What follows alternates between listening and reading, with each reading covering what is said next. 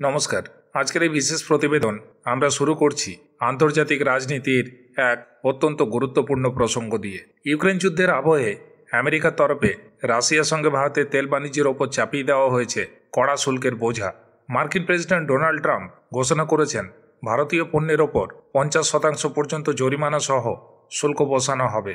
কারণ নয়াদিল্লি মস্কো থেকে অশোধিত তেল কেনা বন্ধ করেনি, বরং ক্রমশ তা আরও বাড়িয়েছে।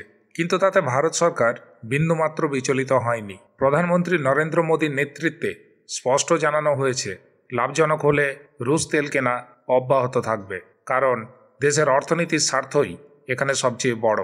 পরিসংখ্যান বলছে গত 39 মাসে আমেরিকা ও পশ্চিমী বিশ্বে নিষেধাজ্ঞা উপেক্ষা করে রাশিয়া থেকে অশোধিত তেল কিনে ভারত অন্তত $1260 কোটি অর্থাৎ প্রায় $12.6 বিলিয়ন বেশি মুনাফা করেছে।